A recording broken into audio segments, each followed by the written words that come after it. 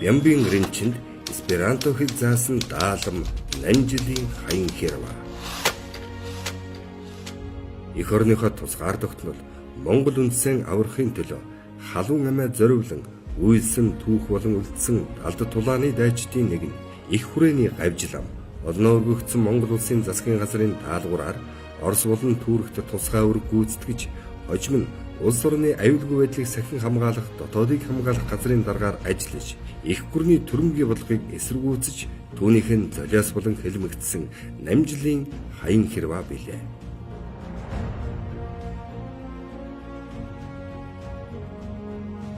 Түүний амьдралын нэгэн хэсгээс товчхон өгүүлэхэд тэрээр 1885 онд одоогийн Хинтээ аймгийн Цэнхэр мандал сумын нутаг Цэнхрийн гол хэмээх газар богд гэгэний шавийн Урайнхаа дотгийн ард Намжилийн гэр бүл төржээ. 10-аад настайгаас эцгээс өнчирч их пагам дүү нарын хамт маллан амьдарч байгаад хүрээнд суух хамаатан лам сандан бараадан ирж хүрээ хийдийн газар ном сурахын зэрэгцээ сүм хийдийн аж ахуйн газар ойр зүрийн ажил хийж ам бүлээн тижээж байсан бөгөөд 1900 оны орчим Орос орныг зорж халимгийн нэгэн хийдэд 3 жил орчим шавлан суужээ. Тэндээс буцаж ирмэгцээ их хүрээнд чойрын ном хэдэн жил үзэж байгаад дахин халимгт очин амьдарч байтал тэнд үүмэн самун болсон учраас түүнээс дайцсан танил нөхдийн хамт Турк улсын нийслэл Стамбул 1913-аас 14 оны үед очиод 5 жил болохдоо ажлын хүнд мэрхийг үл хайхран хөдөлмөрлөхийн хамт эсперанто хэлний 1 жилийн курст суралцж төгсжээ. Энэ тухайн нэр тертэмтэн Бямбын гэрэнчин дурдтгал да. Би хаян хэрваагаар багшлуулж эсперанто хэл сурсан. Хаян хэрвааг би 1923 оноос танино. Автономт бурайд улс байгуулагдсны баярт төлөөлөгчөөр хамт явж улаан үдэд очсон.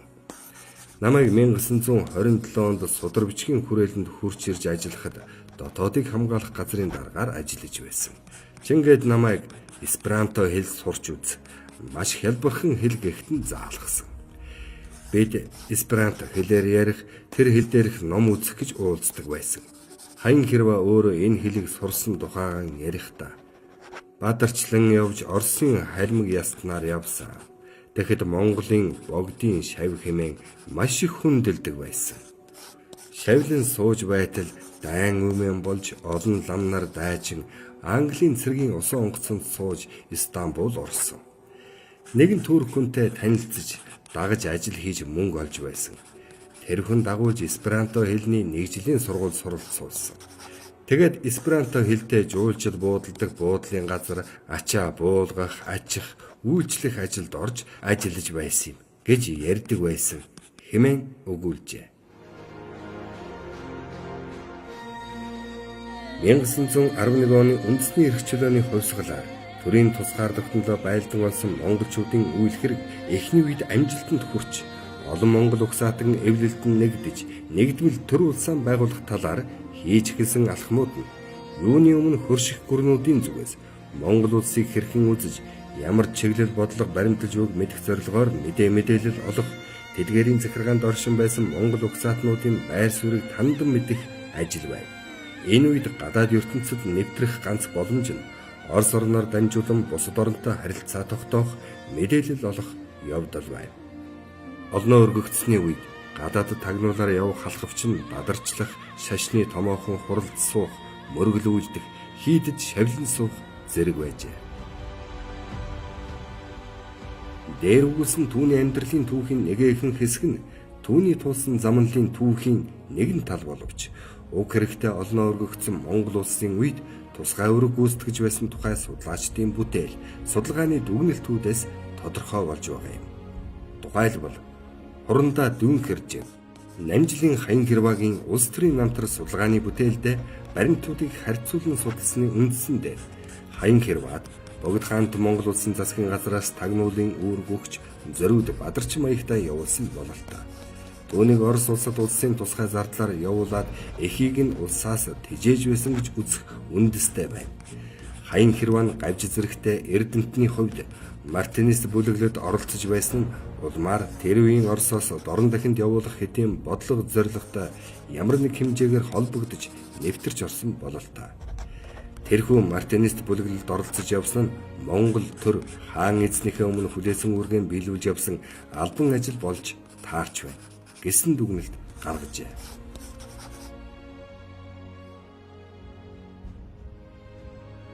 Мөн хожимын судлаачид түүнийг тусгай үр гүйцэтгэж байсныг нотлон тэмдэглэсэн судалгааны өгүүлэл нийтлэл цөөнгүй хэвлүүлэн гаргаж тагнуулын үйл ажиллагаа нь улам бүр тодорсоор байгаа юм.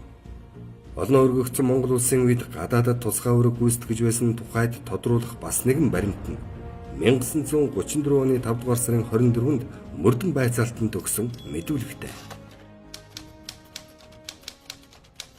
Олон өргөгдсөний 2 дугаар оноос эхлэн Эзэн хаан Жавзан дам, Шанзуу Бадамд орж, Чинван Даштин дэвнар сүм хийдийн дотор зохион байгуулалт хийж, Даамбан Магсар байс харчуудын дотор тагнуулын ажил зохион байгуулж байхад богдын дэргэд шадар байсан Баатар захирагч гадаадын тухай мэдээг нэгтгэн богдод өгдөг байсан. Хэмээснээс үзэхэд хаант төрийн энэ нууц ажлыг тодорхой мэддэг байсан. Мөн халимагт олон жил шавилан сууж дараа нь Туркид явж ажиллаж байсныг тусгай үүр гүйцэтгэж байсантай холбон үзэх бас нэгэн шижим юм. Хаян Хэрваа Туркид байхдаа 1922 онд эсперанто хэлээр гарч байсан сониноос олон улсын тухай мэдээлэл авч феодлын Монголд хувьсгал болж малчин ардууд эрх чөлөөгөн олсон тухай болон шинэ Монгол улсын элчин Москвад ирж суув гэсэн мэдээг уншжээ. Сонин хэвлэлийн эдгээр мэдээг сонссноос хойш хүч 50 хөөцөлсөөр танил нөхөд эсперантогийн байгууллагын дэмжлэгийн ачаар Москвад ирж Монголын элчин төлөөлөгчийн газар шууданч зарлаг зэргийн ойр зүрийн ажил хийж байгаад элчин төлөөлөгч гүн Даваагийн хамт их нутагтаа иржээ.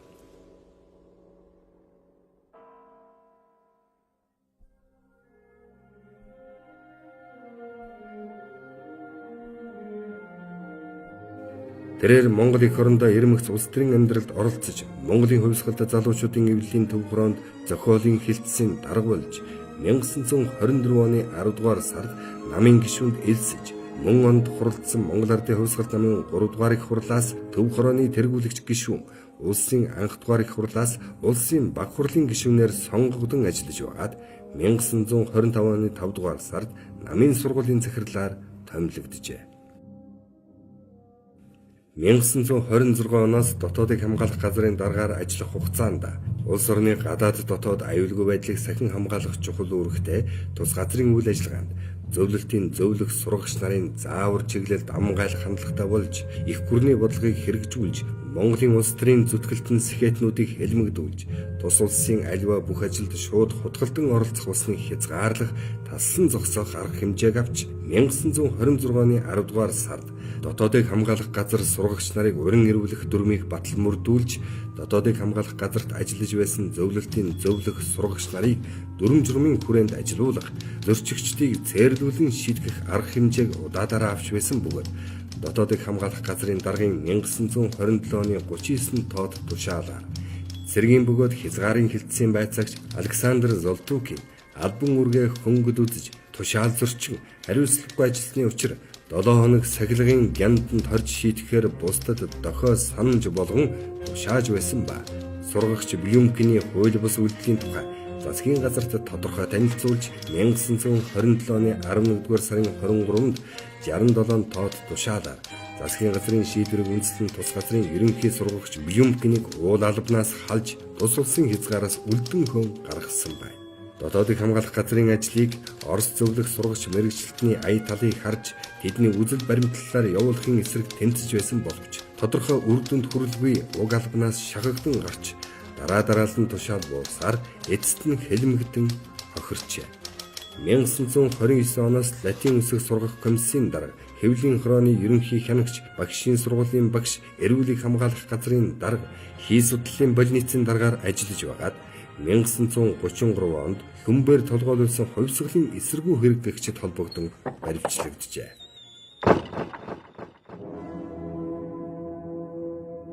Хаян Хэрвээг ямар материалыг үндэслэн баривчилсан тухай Мөрдөн байцаалтын хэрэггүй бөгөөд хэн бичсэн тодорхойгүй нэгэн баримтанд дотоодыг хамгаалах газрын дарга байсан Хаян Хэрвээ Мархаев Цэвэн, Жамбин Төмб, Содон миш нарын 11 хүний мэдүүлгээр Японы тагнуулын байгууллагын удирдагч гишүүнээр ажиллаж байсан тухай нэр илэрсэн гэж дурдсныг үндэслэн баривчилсан бололтой.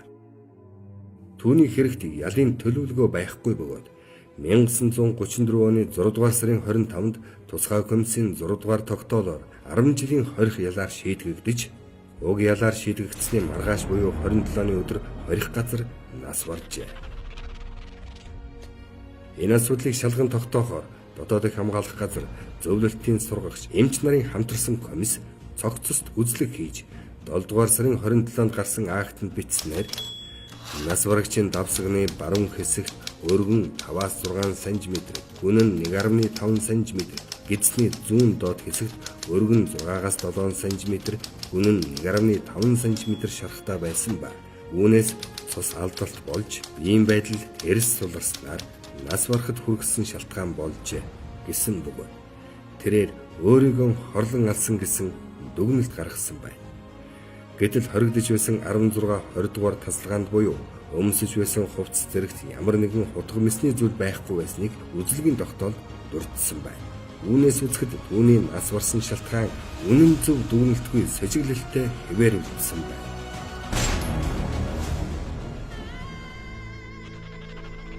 Аян Хэрвагийн хэлс хэргийг бүгд найрамдах Монгол Ард улсын дээд шүүхийн 1968 оны 9 дугаар сарын 6-ны өдрийн бүгд хурлын 17 дугаар тогтоолоор хүчин бий болгон цагаатгажээ.